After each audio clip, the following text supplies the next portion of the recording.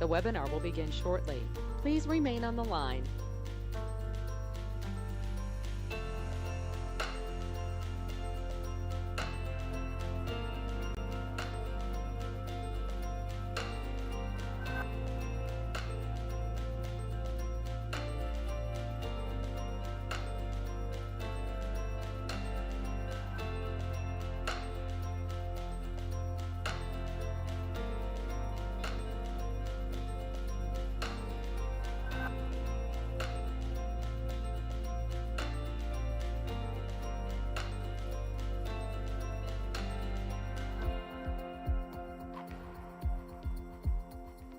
The webinar will begin shortly. Please remain on the line.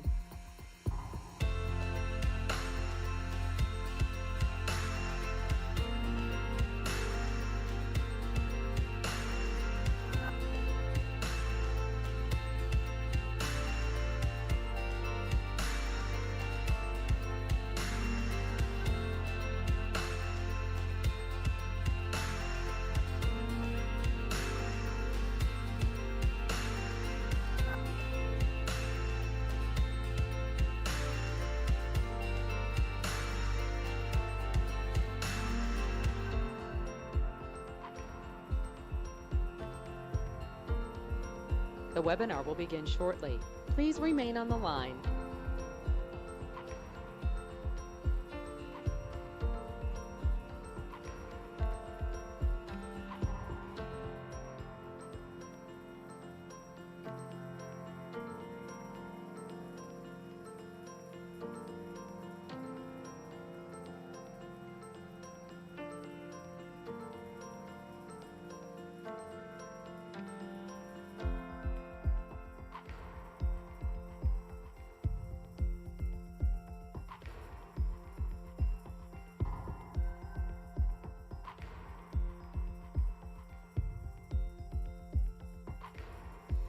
The webinar will begin shortly.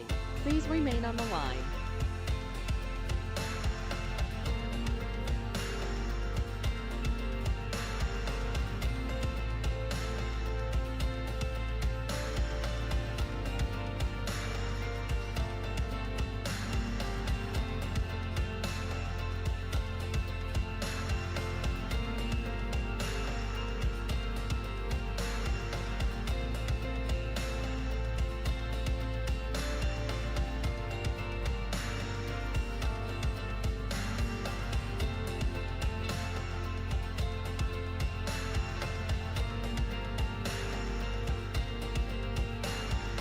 The webinar will begin shortly.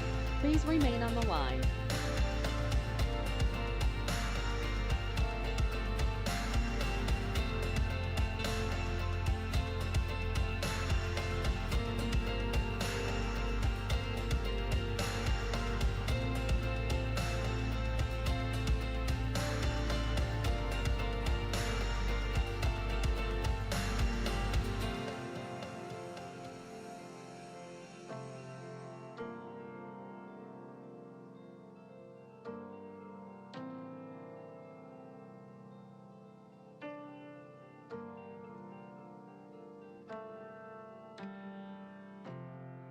The webinar will begin shortly. Please remain on the line.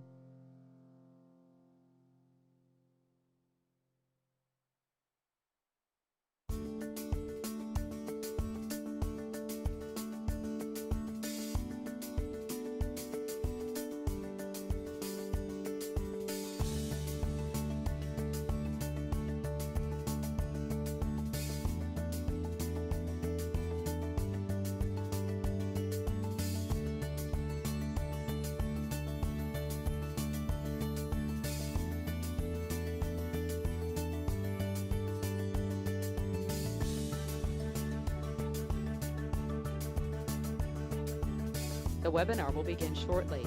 Please remain on the line.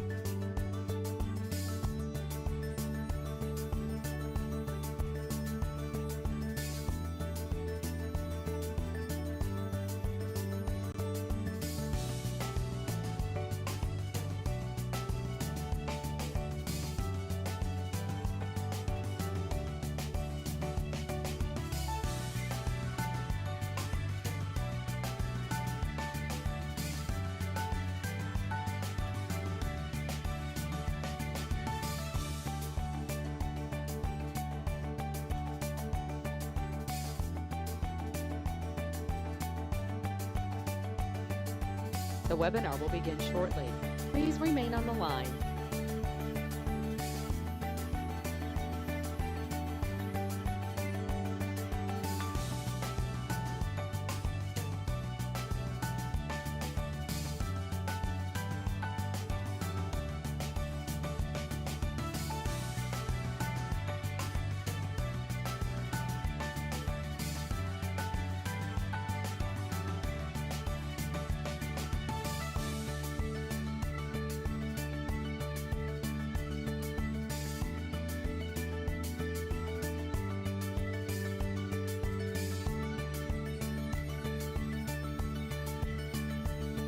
The webinar will begin shortly.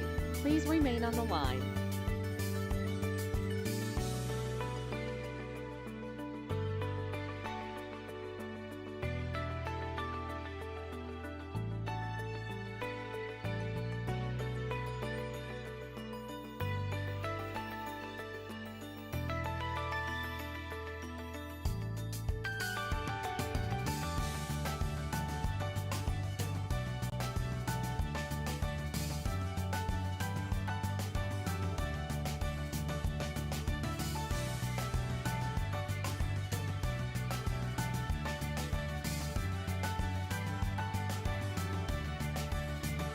The webinar will begin shortly.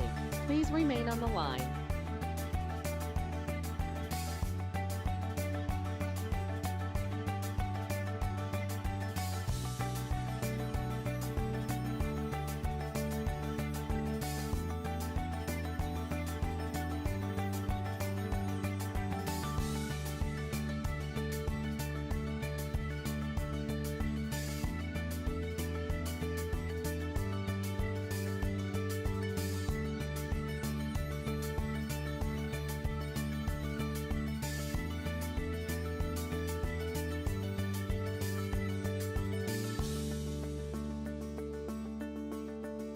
The webinar will begin shortly. Please remain on the line.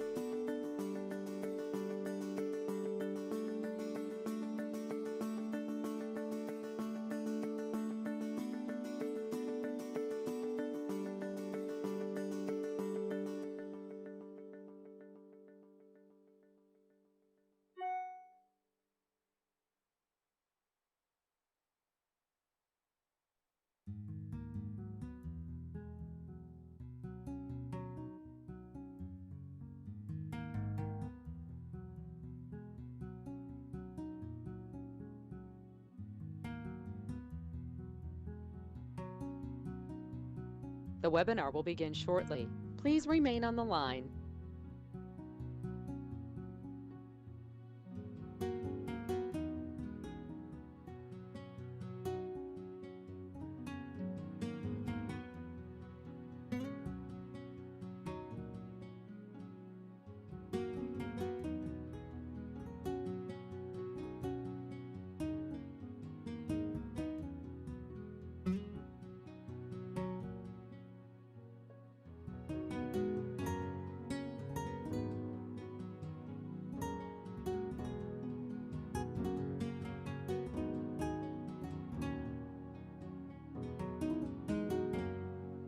The webinar will begin shortly. Please remain on the line.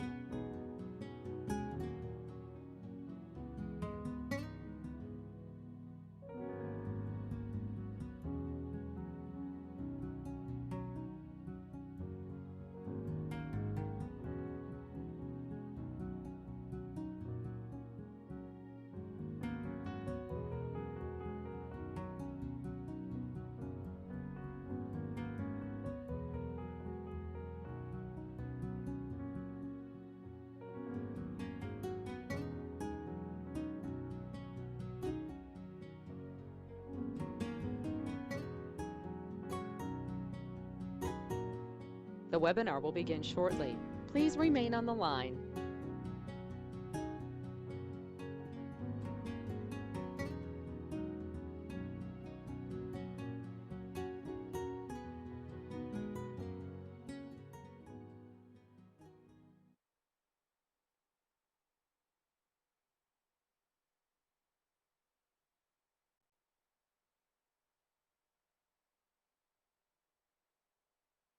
The broadcast is now starting. All attendees are in listen only.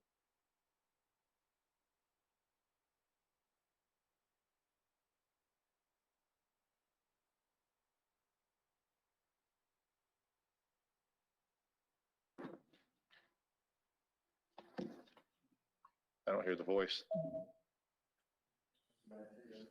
Okay.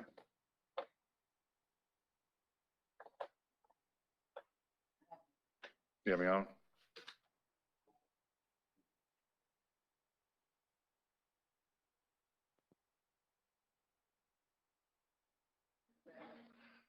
Okay, good afternoon. This is Mayor Rick Lott, and today we have a special workshop here in the city of Plant City, and we're back in our chambers, which is kind of great. That's not great. It is great to see everyone back in here live. And yes, for those that are listening, we're practicing safe distancing. Even though the room holds approximately 183 people, we have it down to where today we have a capacity of 29. And so that's definitely practicing safe distancing at its best. And so for those that are live streaming, we appreciate you listening in. But at this time, we'd like to go ahead and get the meeting started. And we'll start off with our city manager, Mr. City Manager. Thank you, Mr. Mayor, and good evening or good afternoon to everyone. This is a special meeting and a workshop to review elements of our planning and zoning code. And this is a culmination of a lot of discussion over really the last couple of years and requests from the commission to have a workshop like this to be able to delve into our code and discuss options and strategies for our future. And we're very happy to be able to start that conversation today. And to facilitate that, we have a presentation from our senior planner, Robin Baker, and she's going to walk us through a number of elements that we have been reviewing. And of course, you guys have already seen a draft of this, and it helps us walk through and start this conversation. So with that, Mr. Mayor and Commissioners, I'd like to turn it over to Ms. Baker to give her presentation. Thank you, Mr. City Manager. Ms. Baker, good to see you. Good to see you too. Thank you. Tonight we're here to discuss the future of our code and how it may affect development in our beautiful city. I'd like to start my presentation with a quote by Mr. Edward T. McMahon. This author and fellow of the Urban Land Institute said, "Growth is inevitable and desirable, but the destruction of community character is not. The question is not whether your part of the world will change. The question is how."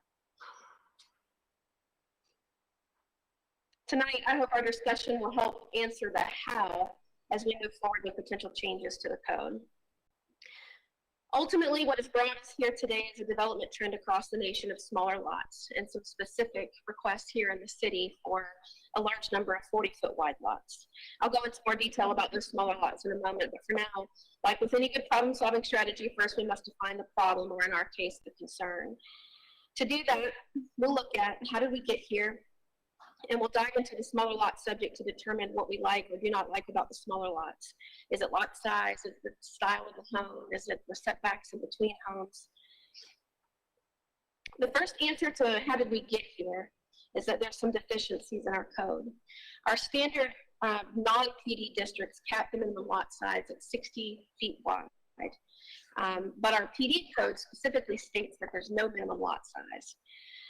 And then in addition to that, there's a portion of the PD code that allows a reduction of setbacks when certain requirements are met, which ultimately is what makes the 40-foot wide lots possible. Because a 40-foot wide lot with a 10-foot setback, a 20-foot product, not a lot of builders put that out. So that is what specifically makes the 40-foot wide lot possible. Also, the code is written in such a way that it doesn't give staff the flexibility to look at compatibility, transition of uses, etc. Our code does state that we're not supposed to approve anything that isn't compatible, but it doesn't give a clear definition of compatibility or give us a list of items we can look at to use to compare and contrast between neighboring properties. Later in this presentation, we'll go into a little further into how we can expand our current code to address this concern. But for now, let's take a look at smaller lots and explore how they came about and what it is we like or don't like about them. The second answer to how did we get here is that as land prices have begun to rise over time, especially since the end of the last recession, the cost of homes have risen with it. Builders are always looking for ways to meet a specific price point need and have had to get creative. In the 1970s, the average subdivision lot was approximately 10,450 square feet. And just as a gauge, that's about the size of the lots we see in Walden Lake today. The average house at that time was 1,715 square feet, whereas today you see an average lot that is less than a fifth of an acre, and the size of the house is over 2,000 square feet. So as the lot gets smaller, the house gets bigger, and Truvia, which is a real estate website, calls it the incredibly shrinking backyard. These smaller lots were developed with the concept that the smaller the yard gets, the more amenities and open space that are provided, where the theory is not only do you own your house and the lot that it sits on, but you also kind of have an ownership of the common area as well. Local governments all over the nation are faced with the same shift in market demand. Some have decided to allow the smaller lots, while others have denied the request.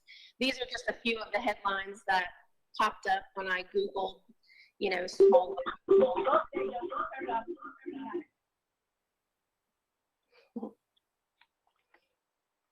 So this slide in front of you now is what we would consider a traditional home floor plan. The majority of us grew up in a house like this or near one. What makes them unique is they are just as deep as they are wide, so it's more of a square setup. This is a ranch, the specific kind is a ranch style home. Whereas this layout, if it'll let me go, there we go. This is your small lot home floor plan. Now, the interesting thing is this floor plan is the exact same size as the one I just showed you before. It's just a different configuration.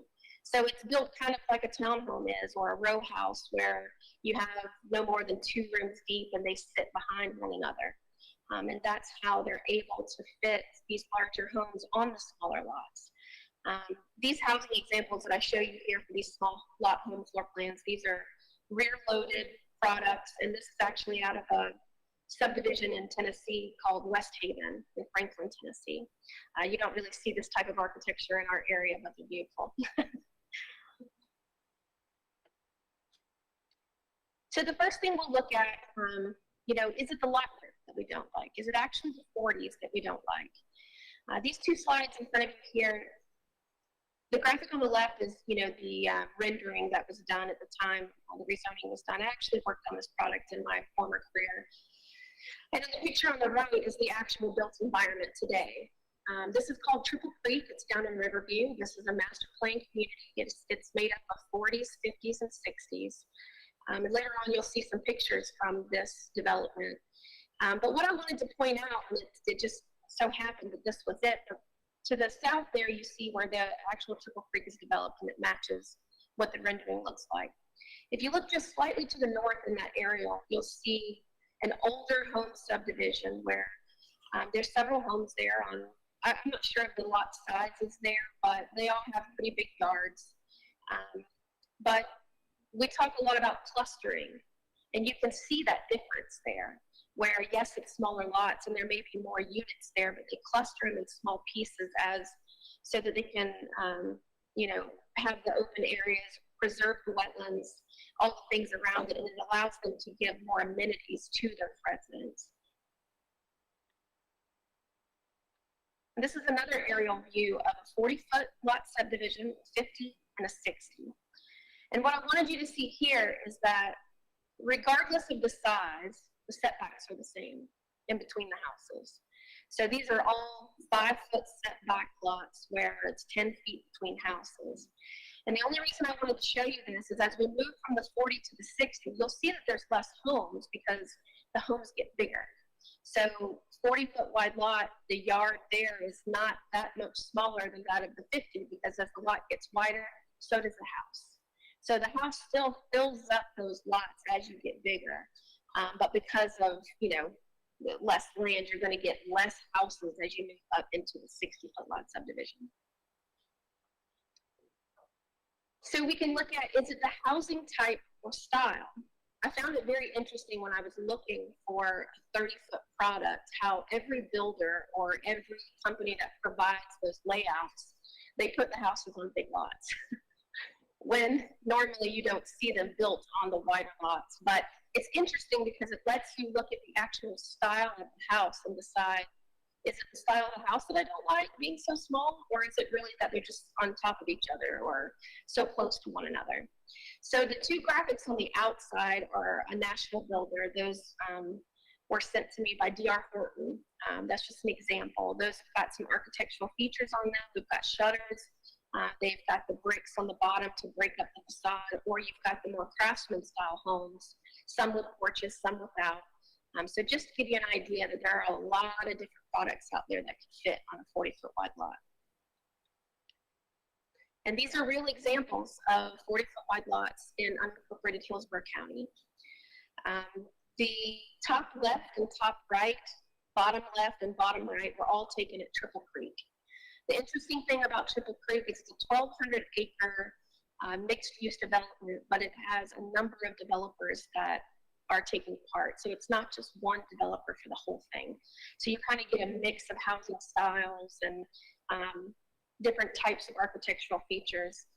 The picture in the middle at the top is from Winthrop in Riverview. And I don't know if anyone's ever been to Winthrop, but it's a TND that's located just outside of Brandon. They have a commercial component up front and these houses in the back. Most of the houses are, you know, in this type of style. But again, this was a 30-foot product on a 40-foot wide lot. And then the house in the middle at the bottom was from another from Franklin, Tennessee, that was even able to provide a little deck there on top. Now the middle bottom. Now one thing you'll notice is that there's not a lot of 40-foot wide lot examples out there that have garages in the front. The majority of the products that are built today are the TNP style rear-loaded homes. So the garage sits in the back on an alley or however they choose to access it. So when you're looking at the front of the home, you're not seeing that big garage, you know, which is a lot of what people don't like about 40-foot wide lots. And we'll get into that in a second. But interesting enough, I went a little further south into Apollo Beach, and this is a product that is actually a 20-foot product on a 30-foot wide lot. And these houses, it's just in one little section there, but again, with the right architectural style, they're still cute and they don't look small. They really don't. Now, the way that this particular development met some of the issues that we have with cars is they have on-street parking provided so that the cars aren't parking in the street. You still see the cars on the side of the road, but at least cars can still come and go without, you know, and still be safe. So again, we were talking about front load versus rear load. The house on the top right, obviously that's a front load house with the garage there in the middle. The thing to pay attention on that one is that all levels of the house are on the front plane. And we'll talk about snout houses in a second. But that, to me, makes that house better because you can see the whole house from the road. You're not looking at just a portion of it, you know, with part of it set so far back. And then the house on the left, that's a rear load product. This particular development had a two-way alley behind it. Winthrop, I believe, they do just a one-way alley, so it's even smaller area to go through, so you don't see as many of the garages. But so even with the TND development, you're going to have those roads you go by where you only see garages as far as you can see. But the main thoroughfares is where you see the front of the houses. So snout houses. Our definition of a snout house in our code is a house where the garage takes up more than 50% in front of the house, and it projects more than 6 feet from the main plane of, you know, where the rest of the house is. For our PDs, it's even a little more strict, and anything 3 feet back from the garage is considered snout house. And with our current code, the projects over 350 acres are allowed to do the reduced setbacks when they meet certain criteria. They're limited to only doing so. I think it's 25% can be snout houses. Everything else, they can't. And that's something that we monitor at the building permit stage. And finally, in this section, you know, is it the setbacks or the spacing between the houses? So I just took some pictures out and about, all of these. The first two are 10 feet in between buildings. Not much room there. But again, at the end of the day, it's the buyer that's purchasing the home, and either they're okay with it or they're not. It's some of them have fences in between, but then when you get into the much smaller product, which is the picture on the right-hand side there, those are those 20-foot products, and there's quite a bit of spacing there for some drainage easements and a walking path. And to be honest, those houses almost look kind of funny being so separated because they're so small. There's certain widths of houses that almost look better when they're closer together, almost like row houses. So now that we've looked at the things that maybe we don't like, let's talk about maybe some of the things that we do. What is our vision moving forward, and how do we define that? I've heard several members of this board say quality over quantity. We talk about that a lot. But what does that mean? What is the definition of quality to us? If you actually Google the term quality over quantity, you get nothing but open space results, things that are talking about parks and amenities and that sort of thing. But is it open space? Is it architectural style? Should we look at creating a sense of place? Do we want to let the market demand decide what we build here? Or do we want to make Plant City so great that people are dying to come and build here and they'll do whatever we want, So quality over quantity in the realm of open space. Again, just a graphic to show the housing development on the right-hand side is a current subdivision here in Plant City. It's one of our standard subdivisions that goes through the plating process and site plan review. It's not a PD, or it could be a PD, but it's not over 350 acres and meeting all of the master plan community requirements. But as you see, there's no recreation, there's no parks that are specific to that particular development. Whereas on the left-hand side, smaller lot subdivision, but you see there in the middle, those are just a couple of the amenities that those residents have access to. Large clubhouses and pools, wide open green spaces, walking trails. And a lot of those walking trails are set up where, they have a full workout. I noticed that in Triple Creek, you start at one point and there's signs along the way that tell you what to do. And by the time you're finished, you've done a full body workout, things like that. But also when we look at open space, as I drove through these master plan communities, the thing that really stood out to me was the amount of landscaping as you drove through the main boulevard. Even looking at Walden Lake, when you turn onto Timberlane Drive, you very rarely see a rooftop. The most what you see is open green space and trees, and you're not really, until you drive into the different subdivisions, you actually see the houses. So, should we implement more landscaping requirements? Right now, our only requirements we have are that subdivisions provide a 10-foot buffer full of landscaping around the perimeter of the subdivision. And then again, if they're allowed to reduce setbacks, they have to provide street trees and that sort of thing. But again, it's very minimal that we require. So is that something we should look at, beefing up the landscaping requirements in these developments? The other thing is our sign code really limits the entrances to these residential developments. Even development like Walden Lake has such a small entrance sign. They have theirs mounted to a wall, so it's a little bigger. But for the most part, our signs can only be 4 feet by 8 feet. That's it, the whole thing. Every piece around it, everything can only be 4 feet by 8 feet. And some of these newer developments that are coming in, they're submitting permits for these big, huge signs, and we're having to deny them. I've found a little bit of a loophole that allows them to file for a accessory structure for what the sign is mounted to.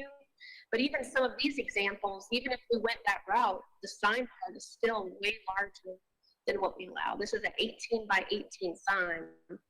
That's way beyond the realm of what we would allow. So it's just something to think about. So the other side of quality over quantity is architecture. Is it the style of the house that we would like to regulate, or maybe have some type of design standards in our code that people have to follow? Right now, some of the areas of town that we have that is our mixed-use gateway, Midtown, Our historical district, we have specific guidelines that those builders have to follow when they build in those areas. You know, front porches, certain types of shutters, you know, things that can make the houses look better on the outside. Even in our Laura Street area, the rehabilitation of Laura Street requires them to choose certain architectural features for the outside of the house. I think they have to choose 3 from the list that they're given. So it's just something to make the outside of the houses, you know, that quality over quantity, you know, to fit that description. And again, should market demand determine our future? I provided for you 3 different developments here. I know we've all heard of Celebration, and some of us have heard of Winthrop, but also Starkey Ranch and Pasco. These are large T&D developments that have national builders in them. That, you know, we hear so many times the national builders have what they build and that's all they do. But when you create a sense of place, and you create these types of developments that people want to be a part of, they will stick to your goals. I had the opportunity to meet the gentleman that developed Winthrop recently. He did a conference for the Congress of New Urbanism, and we were talking about his development process, and he did it kind of piecemeal as he went along, but he still had specific ways that he wanted it done. And he has national builders in Winthrop, and they changed their designs to match what he wanted. So it's possible. We just have to determine what that vision is and what we want these developments to look like. So let's take a look at what other local governments are doing. Unfortunately, I can only get 2 of them to respond to me. So we'll look at Hillsborough County first. So Hillsborough County does allow 40-foot wide lots within their urban service area, and they don't put a limit on how many 40s you can have in a development. They have adopted specific standards to address the 40-foot wide lots. One of those is they require additional right-of-way to supply on-street parking to attempt to keep the cars out of the roadway. Their guidelines require a garage, and they prohibit carports. And then it requires the garage to be set back 5 feet from the front plane of the house. So they're taking it the opposite direction. They're not just asking for it to be on the same plane, they're asking for the garage to be set back 5 feet. The graphic on the right there is something that one of the planners of the county came up with a long time ago to kind of address the concern. They actually created a whole new zoning category to address the size lots called RSC10. There's not a single property in Hillsborough County that's zoned RSC10 because they're all done in PDs. But they developed that category to address those. And so this graphic came out of that. And the way that they kind of handle the chunk of the small lots was to alternate the driveways so that there was more open space, or at least it appeared to be more open space in between, with some street trees and that sort of thing. The garage had to be set back so far, and the driveway had to be wider than norm to accommodate these 2 cars. The other local government that got back to me was the city of Lakeland. Now, the city of Lakeland normally does not allow the 40-foot wide lots. Their minimum is 5,000 square feet. But there are some master plan communities that they have allowed 40s in, with the requirements that no more than 30% of the units can be 40 feet wide. And then they go a step further and say that the 40-foot wide lots must be internal to the site. So they can't be located around the outside. In this particular project that I provided the ordinance from, it was 40s and 50s had to be internal to the site. They couldn't be along the edges to be seen from the outside. So moving forward, how do we implement our vision? The first thing is to ensure that our land use changes are compatible with the city's vision. One of the unique things about Plant City is the relationship between our zoning code and our comprehensive plan. I was very surprised when I first started here. I've been a planner for more than 15 years, and this is the first place I've seen that requires them to be hand in hand. One can't exist without the other, when usually zoning is king, and then the future land use decides what you can do in the future. So if you were to rezone your property, you would look to the future land use to see what you could do But other than that, it never comes into play. Whereas here, your future land use has to match. And in fact, our future land use determines our density on our properties. And so I remember at the last hearing, Commissioner Sparkin, I think you were the one that mentioned that, you know, we've approved these residential 6 land use changes, but the way that the comprehensive plan is written, it says up to 6 units per acre. So the thought is maybe we give them the 6, but they don't necessarily have to get the 6, you know. But from a zoning perspective, when someone calls me on the phone and they say, hey, this is my address, can you tell me how many lots I can get on my property? Well, I automatically look to the future land use and say it's 6 units per acre times the acreage, this is how many you can get. You know, and that's just basic code calculations. Now, obviously, just because we say they can have that many, it doesn't mean they can develop that many. But I just think it's important to note moving forward that when we approve a land use change, more than likely that's what they're going to ask for, is that full capacity of whatever unit per acre is allowed. And the other thing moving forward is to make the required changes to our PD code. And here with us tonight is someone that's going to take over for a moment and speak to you about that. I'm going to ask our city attorney to introduce him to you. Commissioners, you've all been provided a copy of Mark Barnaby's resume. I just wanted to point out a few highlights. I've known Mark for many years, and he was the first person I thought about when the city manager was looking to review and make recommendations to our zoning code.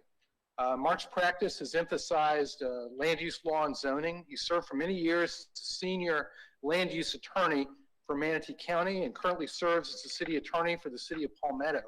Mark is board certified in city, county, and local government law. And since the inception of board certification, he has taught, right? Since the inception of board certification in local government law, Mark has taught the course on zoning and land use. One of the things that makes Mark unique is that he is not only an attorney, he also holds a master's degree in planning. So, and by the way, all his degrees were at Florida State, and where recently they named the planning lab at the College of Social Sciences and Public Policy, the Mark and Marianne Barnaby Planning and Development Lab. It's my pleasure to introduce Mark Barnaby. I almost feel like I should stand up and clap. Mr. Barnaby, welcome to our workshop here, and we're pleased to have you, and look forward to hearing from you and having dialogue today. Thank you, Mr. Mayor and Commissioners. I appreciate that. It is a wonderful time being here. Weather was a little shaky coming in. It was very nasty to the south here, and so I apologize for being cold in this way. Again, thank you very much for the opportunity. Plant City's a great town. I've been here many times, and it is a good. You've done a nice job with what you're doing. Just to kind of jump into where we are, planning administration, planning staff, and I, with Mr. Buckman, have been working on revisions to the land development code, starting with the plan development section. What we're trying to do is bring the code up to date and make it both, and we're still tweaking it. I think you've got a copy of it, but what we're trying to do is provide you with a better definition of how plan development is both reviewed and submitted, and provide more flexibility for both staff and the commission moving forward as you review plan development. And we think we're on the right track to do that. One of the things we have provided for, in addition to some general review criteria, which I think are important and are expanded in the draft that you have, is provide specific criteria for the plan development district. But as part of that discussion, what we have done is we have allowed what we call specific approvals if a project has what we consider a superior planning idea for the site, which the commission believes is in the best interest of the city to consider. And in the discussion we're having today, one of the questions that we have is whether or not you want to put any limitations on that for this commission and moving forward. And so, for example, we have some specific criteria for 60-foot lots right now. Generally, that's what's going to be required. Under one of the provisions that we have, they could ask for specific approval if for some reason it provides a something you need for housing, a superior design, that sort of thing, something the commission thinks might be appropriate. We can put limits on that, however, by putting a certain floor on that says, look, we'll allow you to do specific approval for certain things, maybe a different kind of buffer, that sort of thing. But we're not going to drop the number below a certain amount for a certain lot size. And that's something that the board and the commission can consider and make a decision whether or not you want to put essentially limits on your own ability to make adjustments and adjustments to your code. We're here to listen to you, talk about that, provide us with some guidance as to how you want us to move that forward. We provided a couple options in our draft that we'll look at, as well as any other comments that you might have. And with that, I'm going to turn it back over. Rob.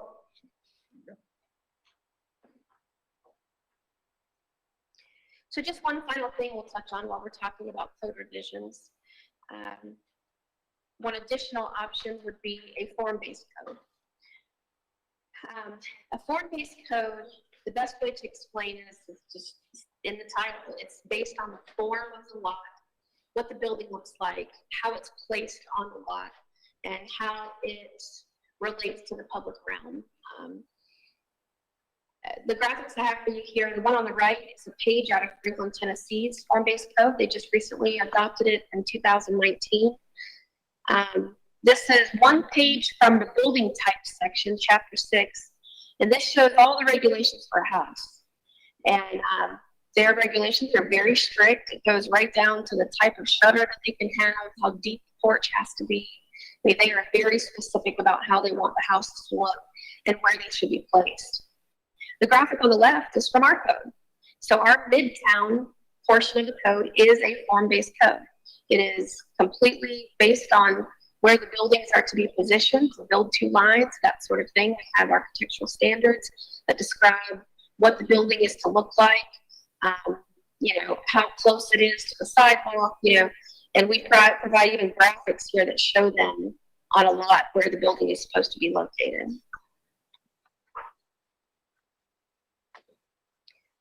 Picture on the left, again, is from Franklin, Tennessee, keeping it consistent so you know where we're pulling the information from. But this was just an example of, this is one street block here, and the house to the left is a single-family home. But right next door is a set of row houses, which are considered more of a multifamily form. And you'll see this all over West Haven and Franklin, Tennessee. You'll have a three-story apartment building right next to a single-family home, next to a duplex, next to a townhome. Same thing in Winthrop and Riverview. If you get a chance, you can drive through there, you see the same thing. One corner is a row of single-family houses. On the next, it's a row of, I guess they would be considered townhomes because they're not multi-story, multi-family buildings, but they're row houses for sure. One thing to keep in mind is that the form-based code was developed by architects, not planners. And that's why it's based more on the form of things. It was created for the first time in Florida and Seaside by Mr. Duani out of the Miami-Dade area. And I believe Seaside is about 80 acres, and he developed a form-based code from what they did there in Seaside. But it is based on some older planning principles, the hierarchy of form, where we look at transects T1 through T6, and then you go from a more rural setting all the way to the downtown core. And so in a form-based code, you have an overall plan where you kind of decide what areas are which transect, and then from there you decide uses, and then you develop your form-based code from that. And this graphic, I think, is a great telling of the difference between conventional zoning and form-based codes. Conventional zoning, we base our regulations on density, use, FAR, setbacks, parking requirements, maximum building heights, etc. And so that's basically what it can look like. It's, just we're regulating how big the building can be. On the right-hand side, you have form-based codes. And again, they work better in a more downtown setting where you're trying to create those smaller blocks. But once you start creating the form, then you know exactly what it's going to look like. Or you have the hybrid in between, which is the zoning with guidelines, which is what we talked about before, where you can implement architectural standards or design standards. So you still have that mass building that might take up the whole block, but you can decide what it looks like around it. I believe that's the last slide on the form-based code. But there are some drawbacks to form-based codes that you should be aware of. And, you know, less than 1% of the nation, 1% of the cities in this nation employ form-based codes. And it's because they can be hard to implement. They can bring more litigation when they're more strict. There's a lot of things about them that are hard to implement, especially in a city like ours that kind of already has a pattern. It's hard to go back in and change things. It takes years and years and years to wait for things to change over. But like our Northeast Sector Plan, you know, it's capable of being a form-based code. You know, we changed the plan as it is now because it's pretty much untouched at this point. So those types of areas would be easier to implement a form-based code, whereas trying to change what you already have can be problematic. But that's the end of my. I think that's what spurred this meeting on a little bit, plus some other stuff. What is the biggest differences that you would see that you'd want to have updated? You know, for the Northeast Master Plan, I'm just meaning if you go to a form-based code, right, that would be the most logical place for it to happen because it's fairly new, it's fairly undeveloped. It would be easier to implement the regulations. But, you know, the regulations under a TND and a form-based code are very close as to what their goal is. So like Berea, if they develop that right now, they're under a TND. Correct. So can you just update us? I mean, I personally would like to hear it, okay? And maybe everyone else remembers. I don't remember all the features that they have to build, that currently have to build that development under. So what are those? So the ultimate goal of a TND, number one, it's got all these goals that you have to meet. I don't know if I can recite all 7 from the top of my head, but I'll try. The first is a hierarchy of streets. And so the goal of a TND is to create the more smaller blocks so that you can control that form where the houses are up closer to the sidewalk and you have the green spaces in between. You see a lot of TNDs that'll have these huge green lawns, they call them, more open space, but you do have the smaller lots, carriage houses, those types of things. The second thing is a variety of housing types. It's not just the cookie cutter, the whole thing looks exactly the same. It's a variety. They have an integrated retail space, usually in the TNDs, to make things more walkable. The ultimate goal being that people don't get in their cars and drive somewhere else to go shopping. Everything's right there in the community where they live. Outside of that, it's amenities, it's, you know, recreation, those types of things that are the core of the TND. But the biggest thing that sets them apart is the hierarchy of streets. So you create those alleys, those main streets, and you create that block system that keeps you from seeing the parking lots and that sort of thing. And the form-based code has the same goal. It's, you know. Except that it gets more into the overhangs, the porch sizes, and things like that, if you wanted it to. Yeah. Huh? When we were talking about Pereira 15 years ago, we were even talking about type mailbox, setbacks from porch to the widened sidewalk to encourage people walking to visit with people on the porches that were in the front of the house, and taking the playground from behind the house, putting it into the middle of a 4-way neighborhood, so that the whole idea of every house having a swing set in the backyard now became what it used to be: families encouraging kids to play together out in the middle of the neighborhood. Right. All of that. So I remember that so well because we went into an enormous amount of detail at the time dealing with that project. Well, and just from my experience in the private sector side, you know, TNDs can be hard to build for some builders, and that's why you see a lot of people that are gung-ho getting the PD to use the TND standards, and when they actually do the calculations, it's way more expensive. You know, the more roads you put in, and the more stormwater you need, and so before you know it, you're out of land, and it is hard to implement for certain developers, but it can be done, and it's done all over. So there's plenty of developers that specialize in that. Right. Wherever there is a need, there is a specialty to satisfy a need. Absolutely. It has to be at least 350 acres. That's the portion of our code that relates to the reduced setbacks. If it's over 350 acres, then they choose either the TND or the other special circumstances, then they can do the reduced setbacks. That was something we did years later, though. It wasn't originally a part of our plan. And then I think it was when Mike Kerr was city manager, he brought that up to us to exclude that if it was something that was 350 acres or more. If I'm accurate, that is right, Mr. City Attorney. I know it came earlier. I couldn't remember which city manager. But I'm not putting blame on it. I just think that was just from us from a time frame that's Right. that's The TND was pretty new to us. The TND was established first. Yeah. We had all the criteria for that, and then later the provisions for reduced setbacks were added for where there was additional open space provided. Right. Usable open space. Usable open space. I've got a follow-up question before we move on. You referred to the 350 acre determination for size on a TND, but there's no such thing as a specific rule that says you have to stay above 350 acres in a planned development to have a TND type of setting or a planned development. You can actually have form-based code implemented in smaller developments. Correct. The whole idea is to help create use of land that's currently unoccupied and infill areas where you can benefit from it and generate different looks to accommodate it on the parcel, the footprint. That is correct, yes. And like I said, the 350 acre portion of the code, the TND is a separate portion of the code. It's its own section that lays out all the rules and regulations. You could implement that on any project. The 350 acre deal was just for the reduced setbacks.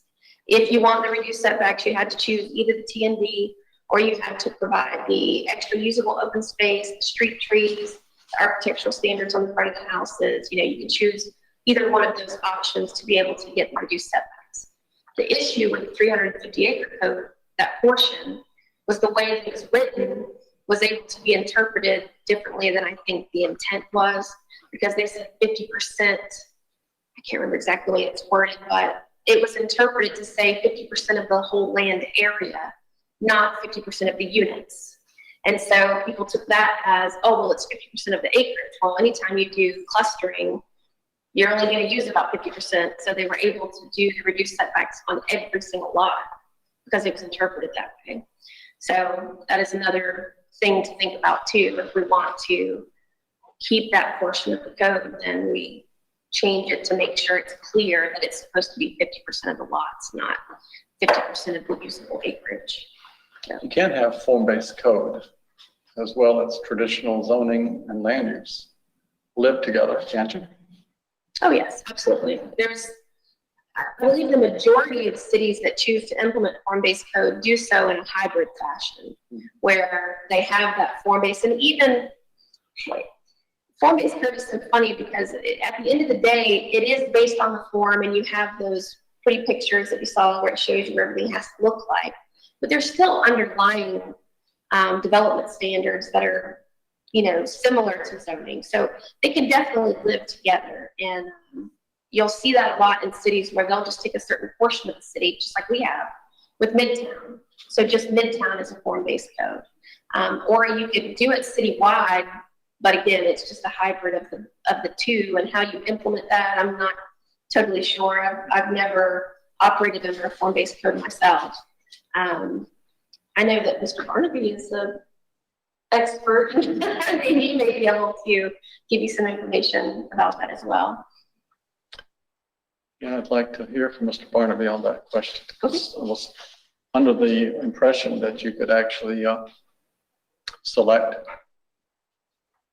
parcels of significance to a community that you wanted, you had a desire to get a different outcome from by the land use. And using form-based code would allow you to do that because you're able to you have an active part as a legislator to help create the form of the building that would be on the parcel. There's a whole lot of things I could say, and probably need a longer discussion than the time we've got here, but let's talk about generally. I think you're correct, and I think Robin's correct. They can work together. In fact, a lot of places, and I would suggest to you in many places, you do not want, I want to suggest to you may not want to use a form-based code across the entire city, because in some places it doesn't look right. And for instance, in a lot of places, they want you to have a zero foot setback off the front, have the building right on the road, for example, a lot of form-based codes. I'm not sure that's what you want outside of the downtown area, because it starts encroaching on, for instance, your major highways and that sort of thing, and it just doesn't look right. So, but do I think you can utilize those concepts together? Absolutely.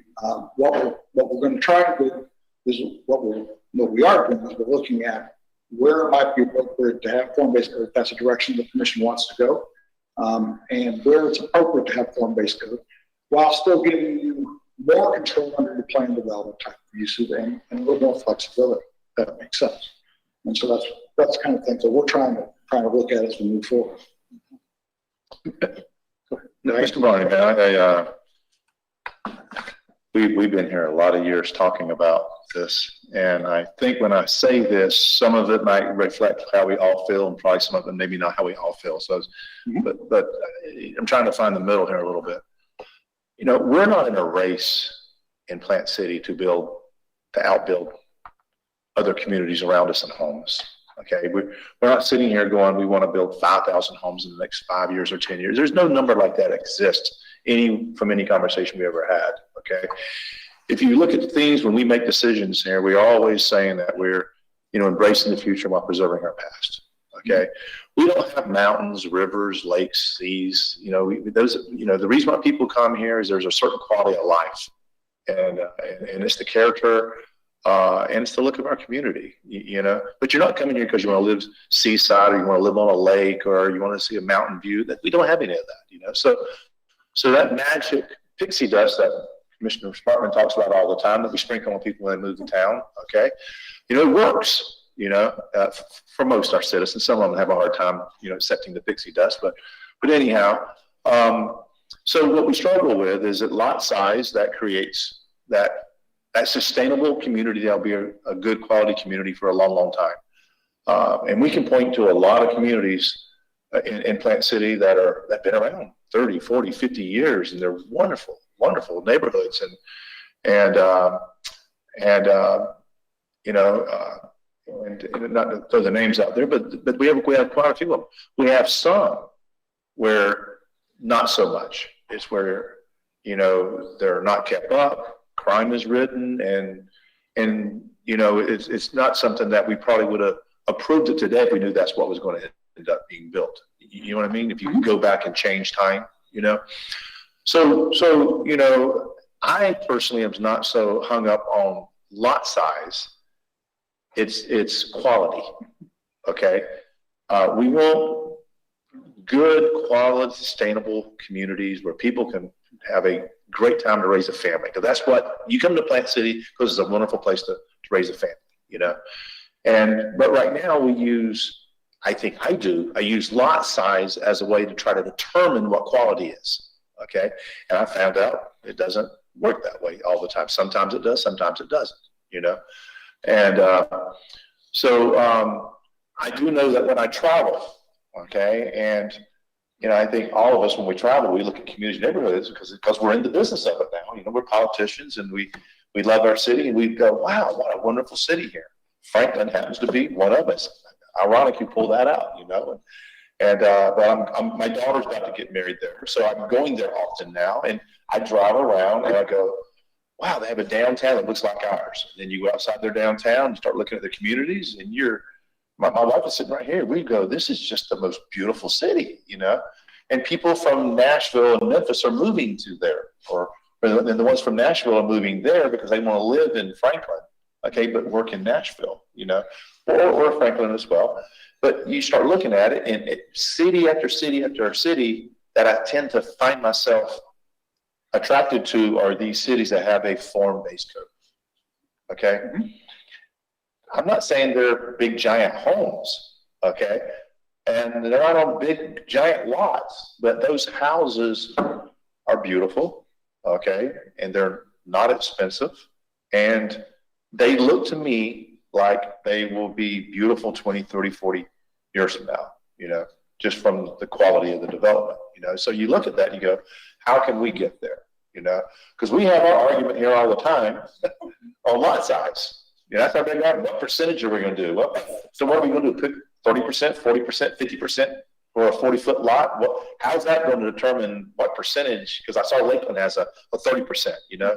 So, you know, so my point is we're not trying to build more houses than anybody else around. We're not trying to be in a race for homes. We don't want to become like some of these communities we drive around and the houses look absolutely the same, just row after row after row after row.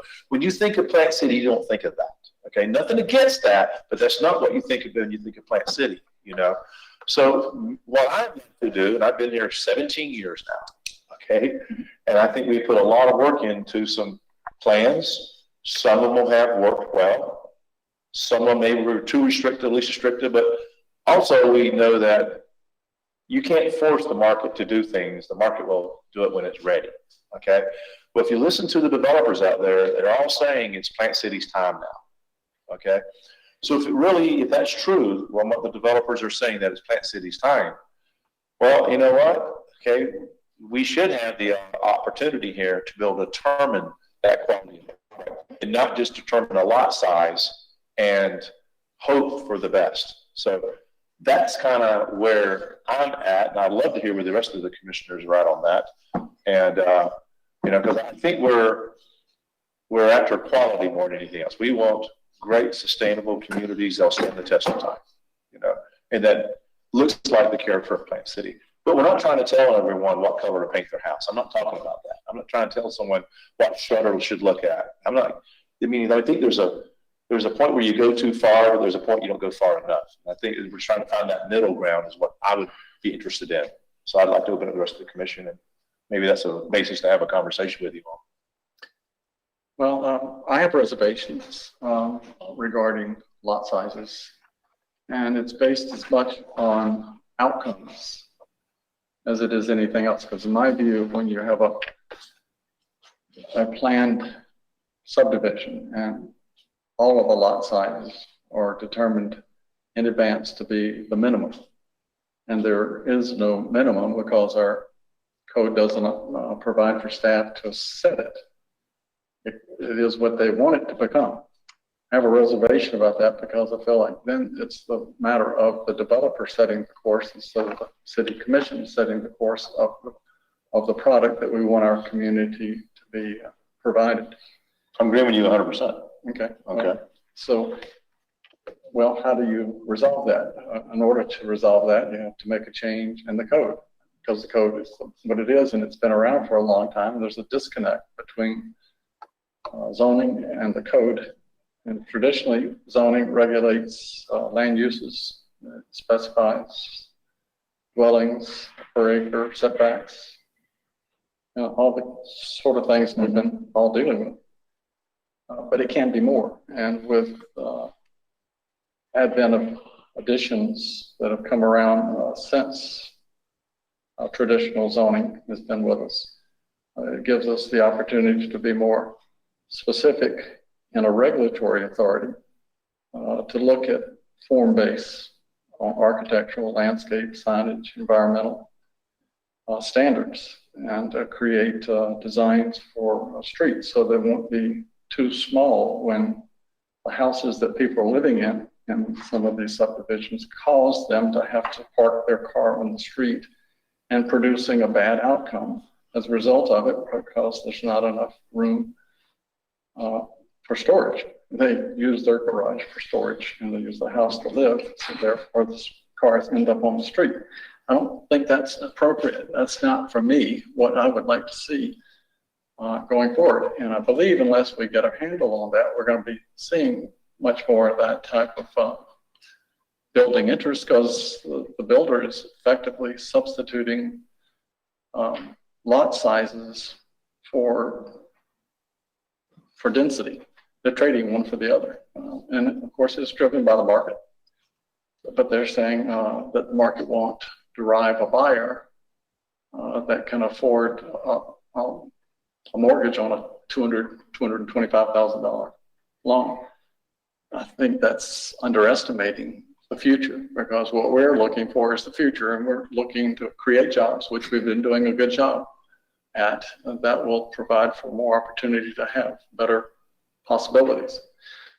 And when we are in control of that circumstance, then we'll get it. Otherwise, what we'll get is what the developer will provide us with based on their interest. I think it's very important that we keep that in mind. That's how this came about, and my way of thinking. That's why we moved to have these types of discussions in an open workshop, so that we could determine. So I'm hearing you're for form-based code. Yeah, I think it has its place. I think it's come to the time when our zoning code is such that it needs reform. It needs improvement. It needs a better outlook towards the future instead of the past. It needs to recognize that we can do more with what we have and use places for infill to derive the outlook of the outcomes that we want: the architectural, landscaping, signage, environmental provisions for sidewalks, bikeable paths, all those kind of amenities, and have some smaller unit sizes, but they can't be just one massive subdivision full of 40-foot lots. Right. That outcome is not what I'm looking for. Sure. Thank you, Your Honor. I concur with a lot you had to say, Your Honor. I right into that ballpark. I'm just was sitting here being reminded that every time we start doing something like this, and the economy seems like it would collapse around us and set us back. I remember this commission taking a bus tour to West Chase when Lakeside Station was being proposed out on Park Road, 1,600-acre facility out there, which should have gotten off the ground, but with all the problems and everything that occurred, it did not. But we went to West Chase, saw the different type of building ideas and permitting, and what we saw, and I agree with Commissioner Dotson. One thing they told us is, well, some of the areas over there, they have parking on the street, and that's kind of a calming effect. It makes traffic slower and all these things. I don't know if I bought that. And plus, if we had a fire engine or ambulance needed to get down that street, how would that affect it? So I'm thrilled to see that we're coming forward with this counselor, along with our staff, to try to rectify some of these things and get it into the future, into today's.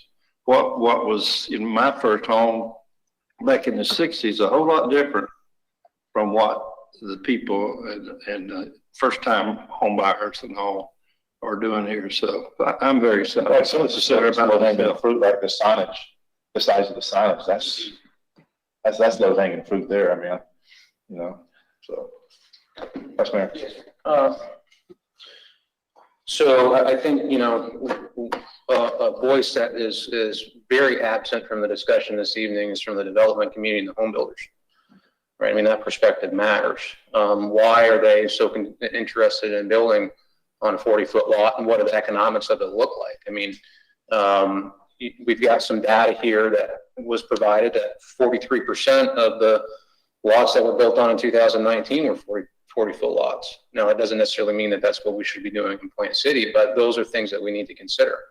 And, the median household income in Plant City is $51,000. So you do have to give consideration to what is quote unquote affordable for the citizens in our community. And, the sweet spot is that $200,000 to $250,000 home, which is affordable for the vast majority of the people that live in Plant City. So, the higher the lot size, the more expensive the home gets. And of course that makes sense. So, and we're also not demographers, right? We can see some of the trends that are happening. You've got baby boomers that don't want to take care of as big a house and as big a lot. So maybe they want 0 lot lines, so they don't have to deal with the yard. And they want just one floor and one story because they know they can't get up and down the stairs any longer. And you get millennials that are starting to get into the workforce with young families that need a starter home. And that's a huge demographic. And those demographics and trends change over time, right? I mean, back in the 1930s and 40s, we were in the historic district, and then we started building the suburbs and, you know, have Walden Lake in the 80s. So whatever we build today, by definition, the trend's going to change in 10 or 20 years anyway. And to try to guess what that's going to be is pretty impossible to do. So for me, my position would be, let's give the people that want to invest in Plant City the flexibility to be as flexible as possible. I would prefer to have more flexibility than be more rigid with folks, because with, you know, 40-some thousand people and probably, you know, how many households is that? That's probably at least, you know, 8,000 or 9,000 households. Everybody's going to have different perspectives and things on what they want in their home. And I don't want to tell people, you know, you can't have a 40-foot lot if that's what you want.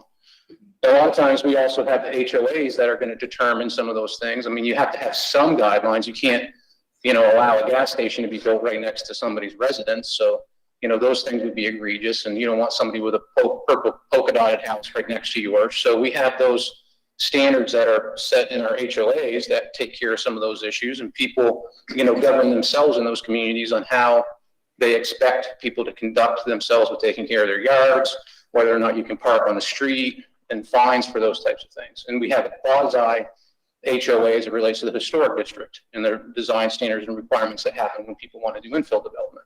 And so I think that's great. So, you know, if we want to provide other options and alternatives on form-based code, as long as that's, you know, doesn't become overly restrictive for those that want to come in, I'm fine with that.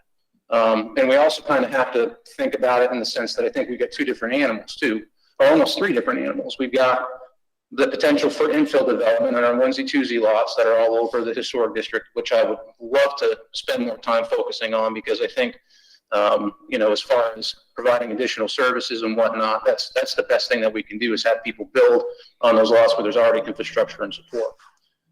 We've got our big developments like North Park Isles and Berea, but there's not too many properties other than that you get above that 350 acre size inside the city limits where you can accumulate that much property. And then we've got our, you know, 10 to 15 acre parcels that could be developed. And I think the approach from the developers, while not in that business, is going to be very different for each of those components. And we want to make sure that whatever we do doesn't necessarily have an unintended consequence of impacting any one of those potential developer groups. So that's my 2 cents, sir. So what you're saying then is that you'd prefer if we had it right, like I don't know how we have it right now, certain restrictions based on certain areas. You wouldn't want to go into an existing area and put those restrictions in there if you're trying to do infill. So yeah, I mean, and you already really have, I think, in some of the infill stuff, it's already there based on, you know, whether or not they're in the historic district or those types of things, or midtown. And I think, you know, we're going to end up having a conversation in the not too distant future about the gateway zoning on 39 that I think is definitely going to have to be changed. And I think that's an example where we've got a problem with the form-based code that, you know, if you try to go in and do anything in there because of the required mix of residential and commercial, then that does make it, that narrows the field for people that are going to be interested in that type of development. So, you know, I think obviously we have to have some oversight and concern about these things, but, you know, as things change over time, I would rather have us have flexibility to be able to address, you know, what people want to do versus being too rigid. Yes, sir. I've heard a lot of discussion, and in the last couple of weeks, I've just been riding around from Riverview all around Plant City, Lakeland, and looking at different designs. Even here in Plant City, if you look at Walden Point, very nice development, but then a couple of days ago, I was driving near Turkey Creek Road, different, and you were right, I couldn't even get past to go through the neighborhoods because they have those snout houses where the garage is in the front and you have to like walk around to the side and people are parking on the road. I'm in agreement, quality versus quantity. And I think if we take our time and do it right, it'll be here for the long haul. What's happening in our country today, things have changed, and they're going to be forever changed. We're in a new normal. We don't know 10 or 20 years from now, but I believe when you purchase things and do things with quality, it'll be here for a while. I agree with you. I agree with all of you in the points you made, but if we do the form-based code, it doesn't need to be, we really need to look at it and look at it line item by line item, that is not so restricted, like you say, with color of the house or something like that. But I think form-based code is what we can do quality. Is there a need for a 30-foot lot? And I want to ask you a question. Has anyone done any research, say maybe in the last year? I know you read some data. What has been the buyers, say state of Florida, and maybe even your area, what are buyers basically buying and looking at? And let me just say this, my son just got married and he's looking for a home. And I heard you say like the 30-foot lot, and we like the bigger lots. And I said, well, don't you want a yard with a front yard and the grandbabies can play in the back? He said, no, Mom. I'll say, what do you mean? Everybody wants to have a backyard for the kids in the backyard and put the fence. But it's a new day. Yeah. The boys in the house, it's too hot. They're doing the video games, and the baby, she has her little area in her little house. So things are changing. And then he said, well, Mama, if you get the front yard and the backyard, I got to pay for a lawn man, and I just like the shorter yards and not the big. So things are changing. So I think we have to look at our citizenship and what is needed. The 30-foot lots may be needed today, but then some may want the larger lots. But what has been the trend for buyers in the last year, and from your expertise, sir? Mr. Mayor, Commissioners, if I can answer that question. Yes. I think what you're seeing, and want to put a caveat on this, though, what you have seen in the last few years is you're seeing smaller and smaller lots, largely because your millennials can't afford, it's Florida, and it's very popular, and it's very difficult for a lot of the millennials, particularly, to afford larger lots. So you're seeing smaller lot sizes with that. Generally, to answer that question, I thought the discussion was very good in that you hit on a lot of the big important points. One of the things we're trying to do, particularly in the plan development district, is to provide better quality by having design brought before you if you're doing a plan development, so you can see an elevation of what's being done, particularly for your multifamily and for your and for any commercial non-residential type uses. But to some extent, we've talked about this, whether or not that should be applied to residential. And I want to be careful there because I don't want you doing that. But you may want it if you're going to go with smaller lots. You want to see what they're doing, because as Robin showed you, I think a few minutes ago, there are some really nice products that look really great on smaller lots. They just are. But you can also mess up pretty badly if you don't do it right. So I think the key to this is having some flexibility in what your code says and options to move forward in if you have a different type of concept. Form-based code is great. It gives you options with form-based code. The other thing, Ken would kill me if I don't mention this. We've got to be a little bit careful about the fact that we can't devalue property with our zoning. We've got the Harris Act that's sitting out there, and that basically requires us, and anytime you make a code change, you got to be careful not to trigger that, which basically says if you're diminishing the value of a piece of property because of your regulation, you can get a claim. Well, almost anytime you amend your code, you've got to look at that, and there's always a possibility. But I think we can work it so that with options that are available, we can protect the city from that. And so we're going to be looking at I think, flexibility while saying, look, if you don't want, if you know what you want, and it's something that's good, you know, because of the way we've got it written up in the code, you can take that ability. Otherwise, you can go to plan development and have an option, bring it before the commission and ask them. And so I think that's kind of the kind of direction we're looking at. I like the discussion on this. And the form-based code will provide you with the ability to have some certainty as to what kind of options might be available without coming to the commission. But with plan development, we would have an opportunity to bring it before you if they don't want, if they've got some idea that's a little different from what might be allowed in form-based code. You've gone through this process many times, right? Yes. Okay. What's a great example for us to be able to go through this process? You know, so we started off today. Today was an opportunity for us to basically go through the information you provided. We get to kind of see where each other feels, where we're, you know, is this something we want to move forward with or not? You know, we're not making any decisions obviously tonight. We're just, do we want to move forward and start looking at revising some things and so forth. So if we decide to continue to move forward and down this road, okay, lay it out how you think it works best. I think workshops similar to this are a great way to go. I think that's important. I think it's actually the best way to go. And maybe sit down and give you some examples similar to what you see here today. Today we're focused on a very specific thing, the lot sizes and the setbacks. But I think we start looking at, okay, what would a form-based code look like? Where should we apply it?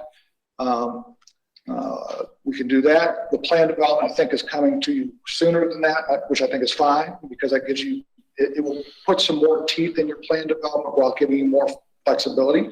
And so I think that's the direction we go. I think it is hard because doing a code, A, is difficult to start with, I'll note, and B, something that fits over here affects something you do over here. And so it's a bit of a challenge, but I think workshops similar to this, we can bring forward some ideas as to what might make sense. What do you like? This is your code. I'm going to do the best job I can to get you a code that you're happy with, and an opportunity to have whatever flexibility, whatever definitiveness that you might want to have. But I think workshops similar to this is a good way to go and give us some direction. Have you reviewed our codes throughout our city or just primarily the Northeast Master Plan? I have reviewed some of your code throughout the city, and I've dealt with, for instance, a number of your projects already, Golden Lakes, Gray, in different capacities. But I wouldn't say I'm familiar with every section of your code. I haven't spent as much time with all of that and focused primarily on the plan development. How long does this process usually take? How many workshops do you think it takes? That partially depends on you all. I think what I would suggest to you is it's going to take a few. Let me put it that way. The code is a big section and a big part of what you've got here. And usually when you're dealing with development, you've got people on all sorts of sides. So I would say you're probably looking at maybe about a 18-month to a 2-year process, is my guess. To go all the way through it and get to where you want to go. It could be shorter.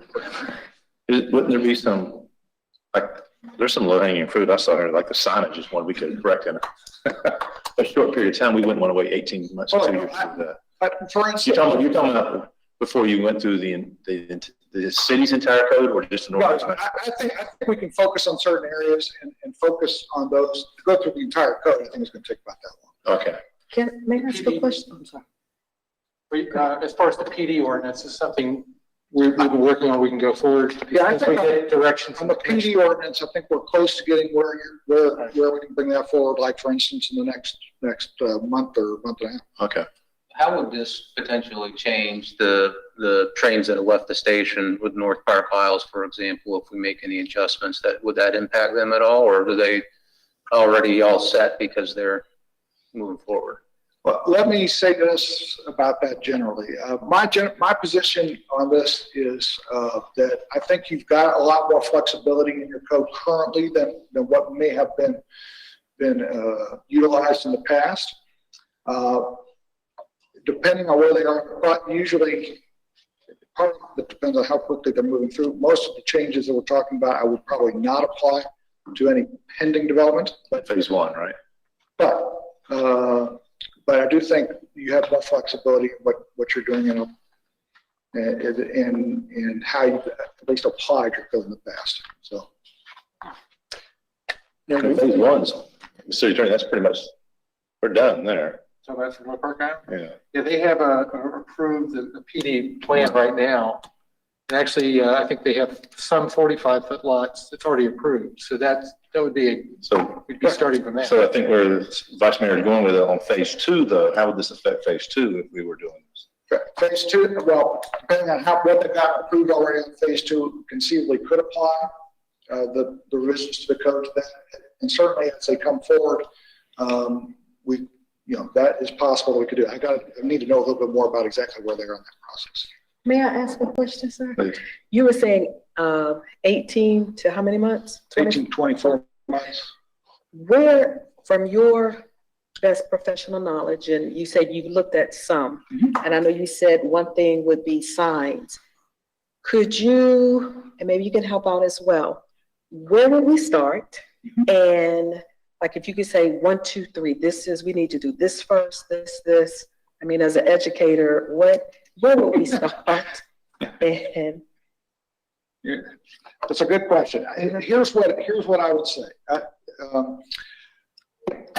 My guess is signs are something we absolutely have to look at quickly because of the Reed versus City of Gilbert case that came out in 2016.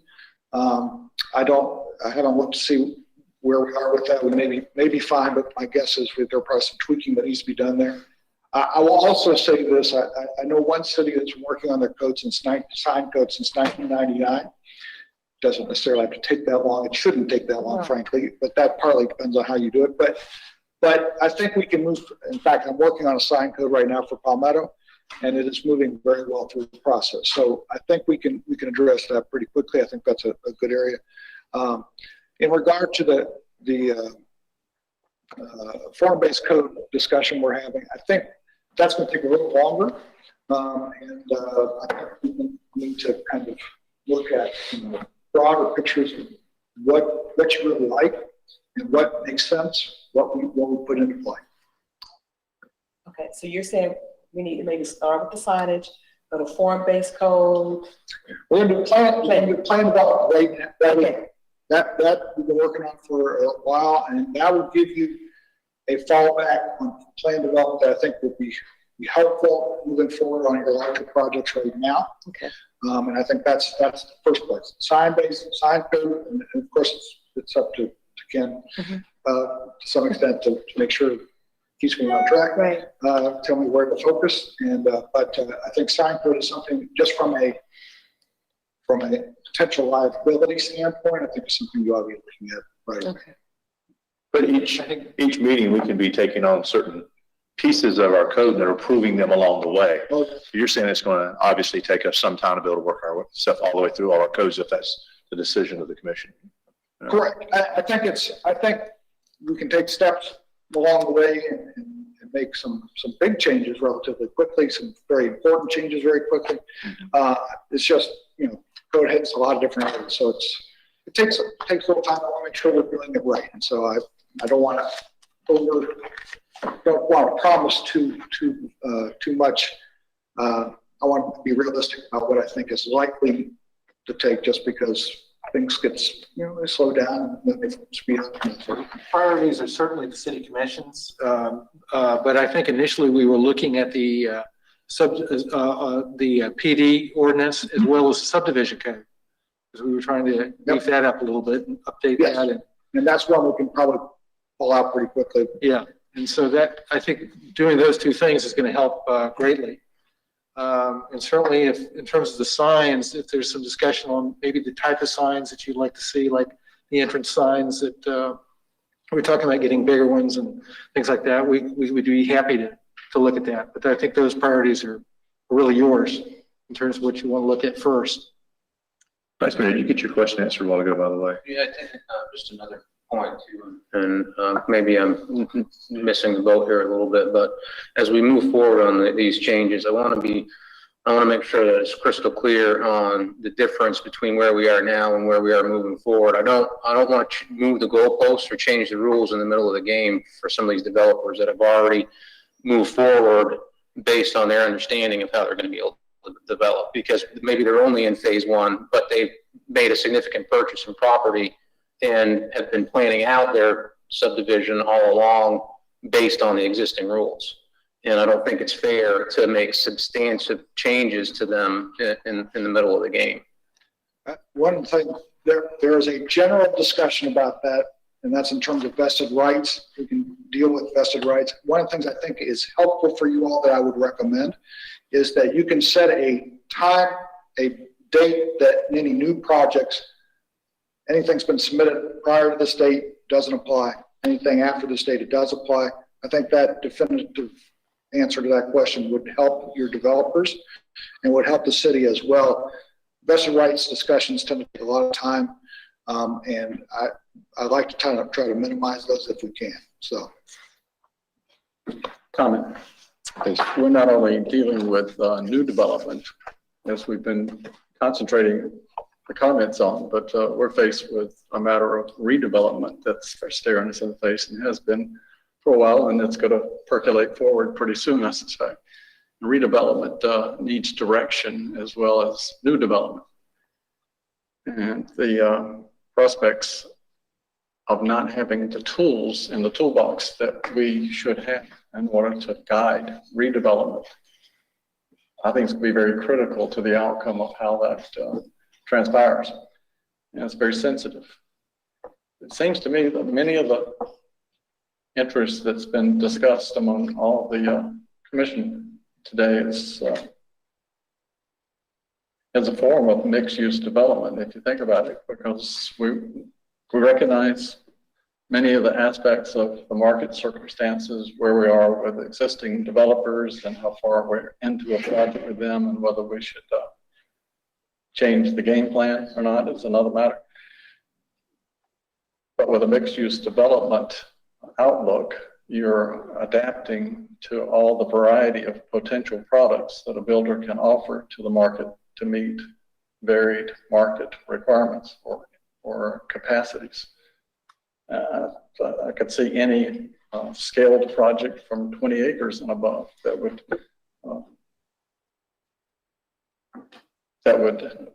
work with code-based form in a manageable way, so that we would be an ingredient, a part of the discussion on how the product's going to be determined.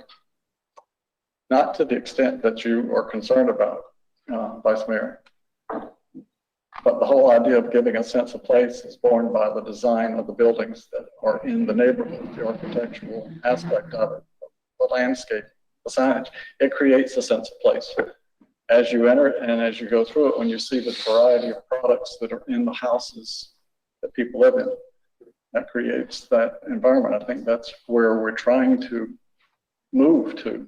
I know that's certainly where I'm trying to move to. Yet recognizing and respecting individual interests, builder needs, but we're the ones responsible for creating the environment in which our community moves forward. I really want to continue to hang on that, because I think it's vital that we be aware of what the future may hold if we don't update our existing limitations on the code that prohibits all of the kind of interests that we have from happening. As I go through today, one of the things that probably the light that went up more than anything is I think this is just a meeting we need to have on an annual basis. Just with things changing the way they are, there's always an update that we should be making in our code. And for us to be 3, 4, or 5 years behind on a certain item, that's inexcusable. So, So I really believe this could be something that we should, pick a quarter out every year. And we go look into areas, and we have our team that can tell us, these are areas of concern, these are areas that's working, not working, and here's some ideas that we have, and and we address it on an annual basis. That way, we're not behind like we are right now. We need to spend the next whatever months, 18 months or so, trying to get caught back up. So I know that right now we have 30 more minutes left in this particular meeting. We do have, I believe we have 4 developers here that will be speaking and sharing their ideas and thoughts on this here in a few minutes. I want to make sure we give them appropriate time and so forth. But it's, I don't think we have to vote on this. We just have, we have consensus that we want to move forward with updating our plans. I don't see any opposition from anybody at all on this, do we? Okay. Any more questions, Mr. Barnaby? Thank you so much for being. Ms. Baker? I'm here, Yeah. so if you have questions, let me know. Okay.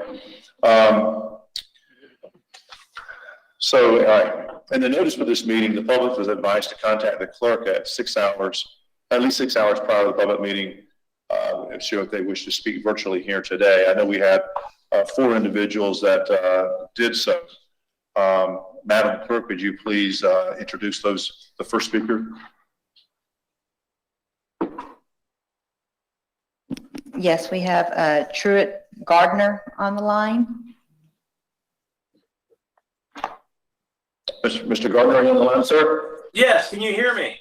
We can hear you loud and clear. Wonderful. Well, this has been a very pleasant and enjoyable conversation, and thanks for letting us be a part of it. Truett Gardner, my address is 400 North Ashley Drive in Tampa, Florida. I'm a land use attorney, have been for 21 years. And specifically with Plant City, I represent several developers that are single family or in the single family asset class. And as a disclaimer early on, I just want to assure you that our participation in this is not for any project in particular, multiple clients with multiple projects. And so it's not for that, but it's for the larger discussion. And our primary reason for our participation is twofold. One is educational, and I think Robin has done a great job, but we really just want to try to dispel this notion that a master plan community with smaller lot sizes equates to a poor quality development. I think you've had a healthy conversation on this, and I've noticed some of the comments of just kind of a change in the way people want to live, where they don't want large lots anymore. Instead, they'd rather have amenities and be able to congregate together, which hopefully we'll be able to do so more once we get a vaccine for this virus. But that's one of the reasons why we wanted to participate.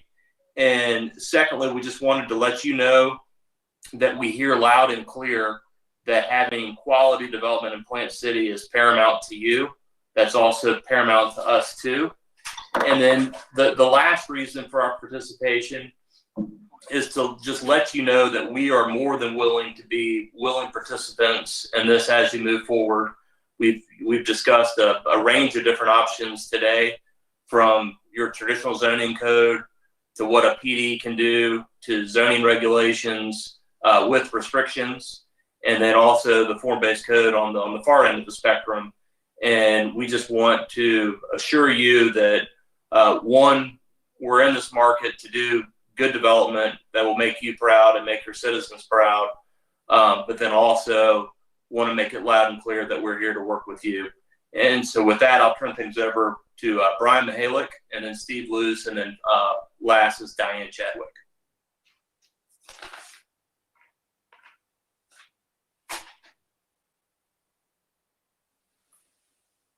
Brian, are you there, sir?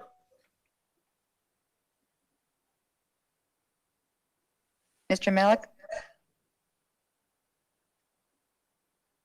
Do you have an phone? Yes, I shall show you. Okay. Malik, are you there, sir? Mr. Malik? There you go. Okay. Great. I was muted and then unmuted. I appreciate the opportunity. My name is Brian Mihalik with Horton. My address is 12602 Telecom Drive, Tampa, Florida. work with D.R. Horton, and we appreciate the opportunity to have part of this discussion with you folks tonight. We recognize the board's desire and commitment for quality versus quantity, and as do we. We are looking forward to continue partnership with Plant City in the long term. We are going to build quality product regardless of the square footage of the home or the size lot that it's built on. The quality is in the construction and the materials of the home, as well as the design and the efficient use of the space within it.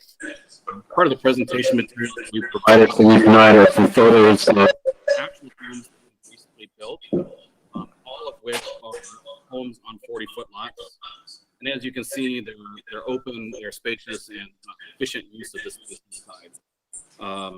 Not only on the interior, but the exterior of the home. Part of our design and part of our commitment to Plant City as well is that, as Robin mentioned some of the snout houses earlier, we have redesigned some of our plans to avoid the snout house and the full garage look at the front. Other counties, Robin also mentioned Hillsborough County, which is a little bit more strict on 5 feet from the front versus 8 feet or 3 feet from Plant City. But we have revised our plans to avoid that look.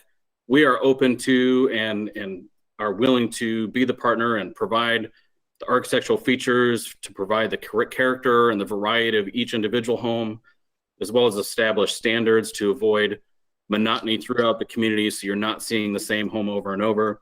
And in addition, creating mechanisms to enforce and maintain high standards throughout the community long-term. And as it's been mentioned several times tonight by different folks, just as important as the home's quality and construction and design is our buyer's quality of life.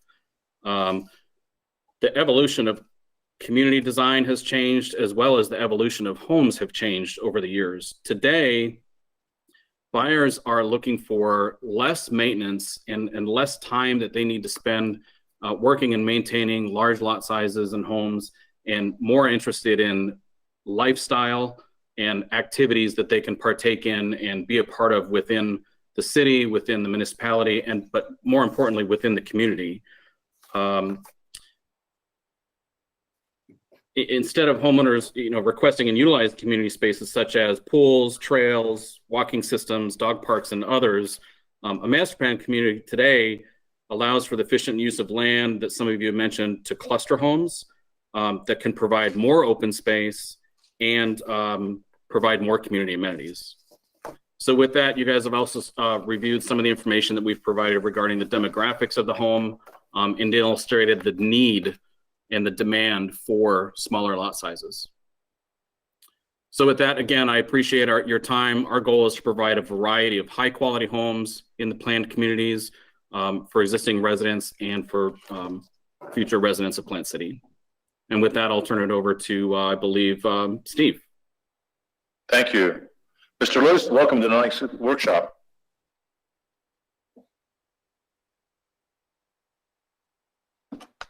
Mr. Luce? Is he unmuted?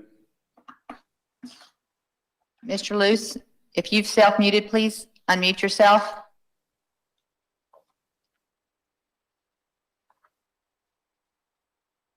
There you go. Now? Yes, you can speak now. Okay. Well, thank you, Mr. Mayor and members of the City Commission. I too want to echo that it's a great discussion. I think Robin Baker did a great job sort of presenting the basics about forms of development. And for the record, my name is Steve Luce. I'm with Eisenhower Property Group. I've been in the land development business in this area for 35 years and have seen, with respect to lot sizes in master plan communities, gradually decrease from 1 acre to half acre to third acre, 10,000 square feet, 7,000 square feet, down to where we are today is that the market demand from the home builders and the home buyers, minimum lot sizes are roughly 4,000 and 5,000 square feet.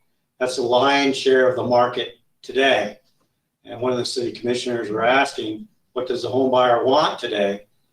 And what they want is a smaller lot, want to spend less time mowing the lawn and more time being able to go to the community center where there's a swimming pool, a clubhouse, use their walking trails throughout their master plan community. They like dog parks, they like tot lots, they like the opportunity to mingle and meet with their neighbors.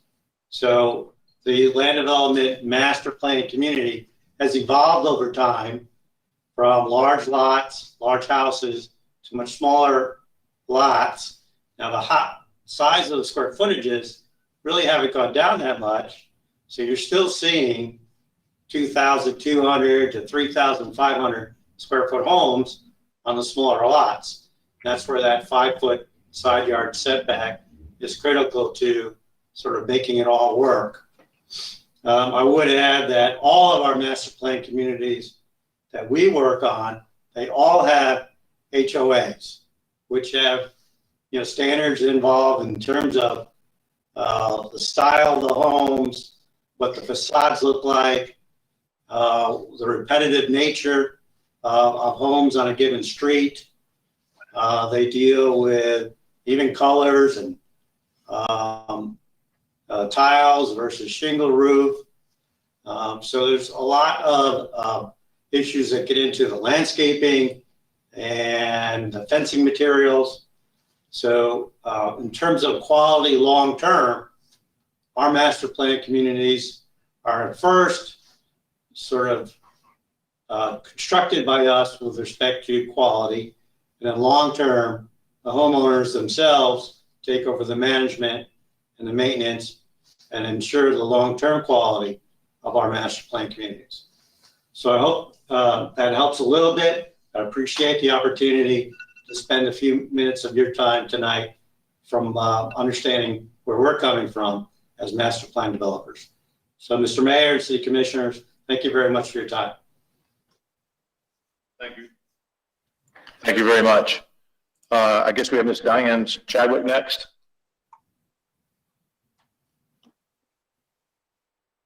Ms. Chadwick? Yes, I'm here. Can you hear me? Yes.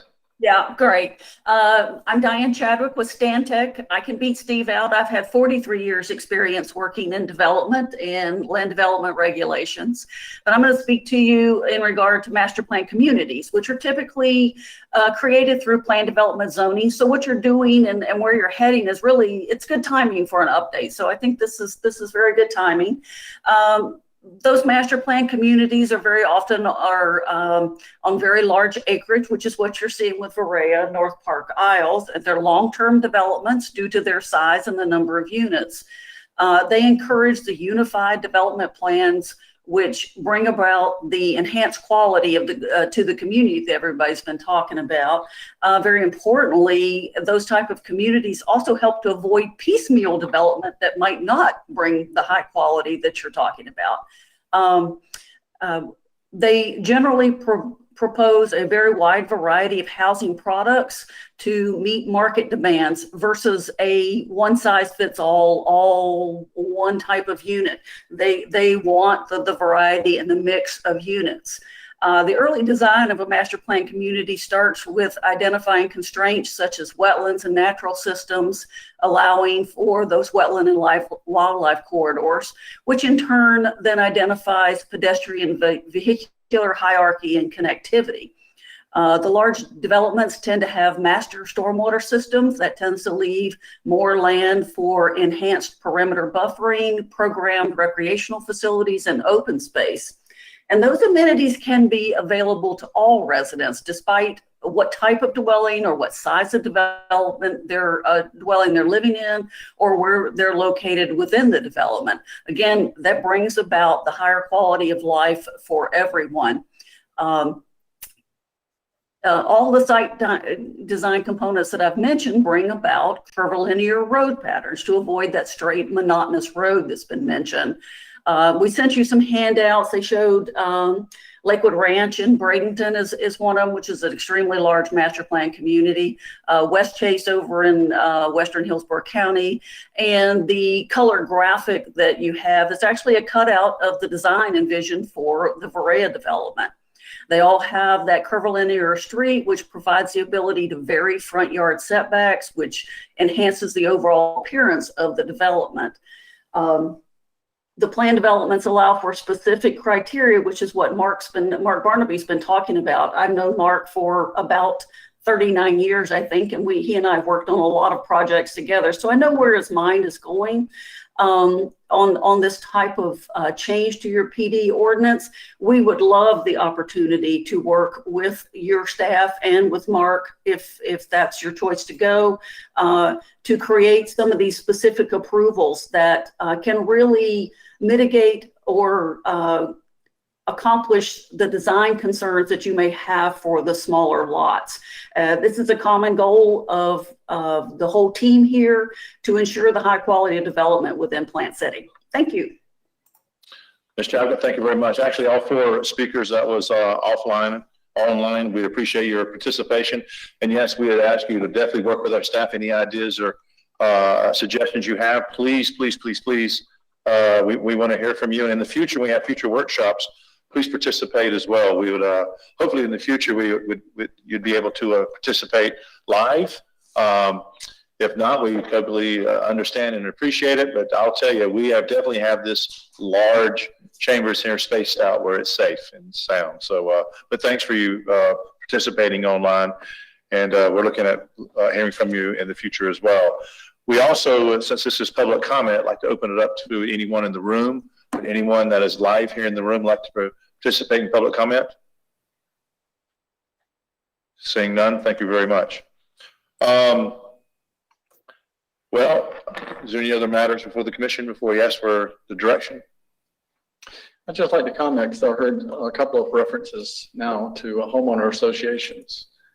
It made it sound like the references were to the extent that homeowner associations make the decisions on the determination of what a product looks like in a mixed development, large-scale project, which we know is not the case at all. Homeowners associations there, after the homes have been built, bought, and occupied, they create an association to carry on the deed restrictions as best they can. It's our duty to be the body that designs the outcomes in advance so that what we get is what we expect. Just want to make that clarification. That's very important, I believe. Thank you. So what we've heard here is that we want to go through this process. We want to take those items that we can correct and improve on early. And, so in our next meeting, hopefully there's some items that we can, agree on. Mr. City Manager, I think that we're also, if we need to be able to have one-on-ones with yourself before we have this workshop, I think that would help out as well. And maybe maybe we can meet with staff and Mr. Barnaby on that. And that way we're better prepared for the workshop, so it's not the first time we see it. And so I would encourage that if you think it makes sense before our next meeting. But I have a question for Mr. City Attorney, because the Vice Mayor brought it up, and from a timeline, I'm not really exactly sure where that timeline is at. When are we looking at reviewing the 39 corridor? Don't know the answer. We were talking about that earlier this afternoon, about that coming back as a draft. With all the acquisitions that are being made down there, potential, I think that has to come to the top of the list as well. Sure. Because there's a lot of movement down there right now, and there's a lot of movement down there on speculation, and I think we need to, really set the tone there. I see you just hit your unmute button, Mr. Vice Mayor. You want to add to that? Well, no, I think your sense of urgency there is correct. And again, I'm not a developer, but based on my understanding of how the zoning currently sits on that gateway, I think it is pretty restrictive for anybody that wants to invest in that particular corridor. And as we're talking about, form-based and all the designs, for me, I think having, setting that sense of place and having some stricter standards on high corridor areas, I could completely understand. A high traffic area like Midtown, where everybody's coming through it and we want to present a certain image for our community, makes a whole lot of sense to me. But being that restrictive on, a development that the only people going in there are those that are living there and people that are visiting them, I'm not as concerned about. And, for me, the analogy is it's like buying a car, right? I drive a truck because I like to drive a truck. That's my choice. But I would hate to have a situation where I'm putting out my preference for buying a truck on everybody else, so that's what they've got to drive. Some people can only afford to buy a compact car. They can't afford to buy, a luxury vehicle. So I think at the end of the day, there needs to be a lot of options and a lot of flexibility to be able to accommodate everybody's financial position and everybody's tastes and preferences. Thank you. Yes.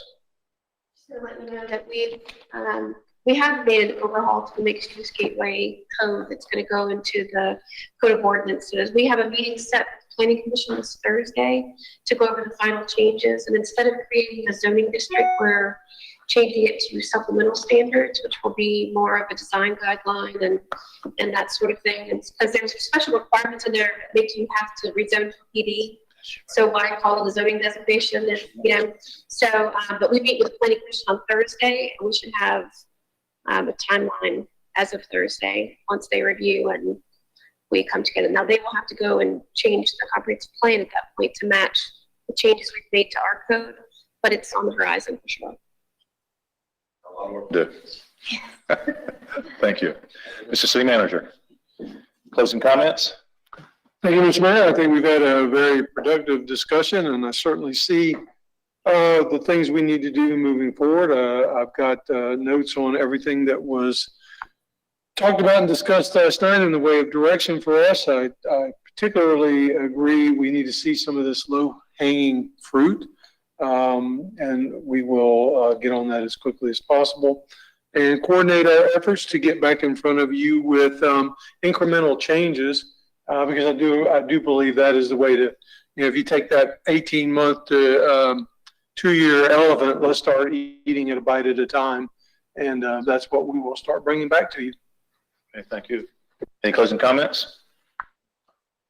Madam Clerk, you said you needed 30 minutes to get us set up for our 7:30 meeting. Guess what? We're going to give you 40. I really do appreciate seeing everyone tonight. We all do. And hope you stick around for our 7:30 meeting. And I think today was a very, very productive meeting, the start of many great meetings and workshops to come. And obviously, we're sticking steadfast. We want to be a great place to raise a family, and we're embracing the future while preserving our past. And that's what this meeting is all about. Thank you very much. This meeting is adjourned.